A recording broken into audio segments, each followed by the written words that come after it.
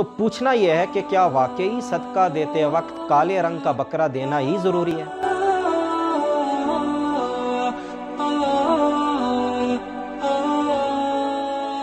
ایک بھائی کا اسلام آباد سے سوال آیا ہے کہ میرے گھر میں کچھ پریشانی اور بیماری ہے، میں اپنے گھر کی پریشانی کے لیے بکرا بطور صدقہ دینا چاہ رہا ہوں، لیکن مجھے میرے گھر والوں کا یہ کہنا ہے کہ کالے رنگ کا بکرا ہی خرید کر لانا اور کالے رنگ ہی کے بکرے کو صدقہ کرنا۔ تو پوچھنا یہ ہے کہ کیا واقعی صدقہ دیتے وقت کالے رنگ کا بکرا دینا ہی ضروری ہے؟ تو میرے بھائی بات یہ ہے کہ صدقہ دینے میں شریعت نے کسی خاص جانور یا کسی خاص رنگ کے جانور کی قید نہیں لگائی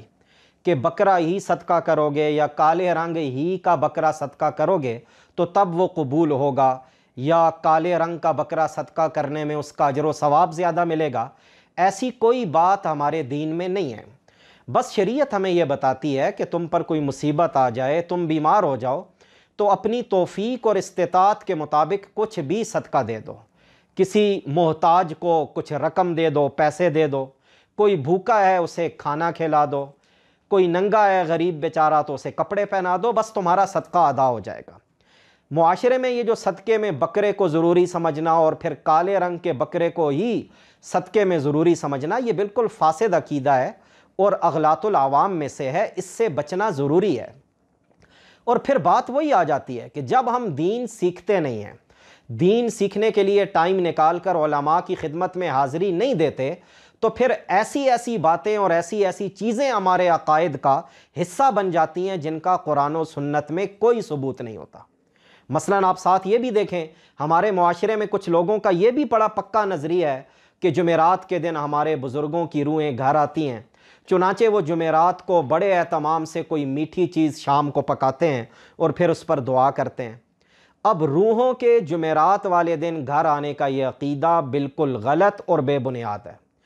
قرآن و سنت کا مطالعہ کریں تو پتہ چلتا ہے کہ نیک آدمیوں کی روحیں مرنے کے بعد آسمانوں سے بھی اوپر علیین ایک جگہ ہے، ادھر رکھ دی جاتی ہیں، اور جو بد ہیں، بغیر توبہ کے گئے ہیں، کافر ہیں، ان کی روحیں سجین میں ڈال دی جاتی ہیں جو زمینوں سے نیچے ایک جگہ ہے۔ اور پھر جو نیک روحیں ہیں وہ تو ادھر خوش ہیں، انہیں اس گندی دنیا میں آنے کی کیا ضرورت ہے کہ وہ آ کے دیکھیں کہ ہمارے گھر والوں نے پراٹھا پکایا ہے، میٹھی چیز پکائی ہے۔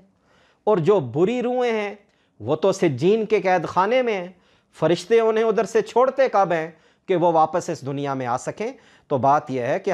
ہمیں کوئی بھی مسئلہ پیش آئے، دین کی کوئی بات ہمارے اعتقاد سے تعلق رکھتی ہو، مسائل و احکام سے تعلق رکھتی ہو، حلال حرام کا مسئلہ ہو، تو صحیح عالم مفتی صاحب کے پاس جا کر مسئلے کی پوری تحقیق کر لینی چاہیے اور تب آدمی اس پر عمل کرے، ورنہ ادھر ادھر سے غلط سلط باتیں آدمی سن لیتا ہے، انہیں اپنا یقین بنا لیتا ہے اور پھر وہ آدمی کا عقیدہ بن جاتی ہے۔ اللہ رب العزت ہمیں خالص اور کامل دین پر عمل کرنے کی توفیق عطا فرمائے۔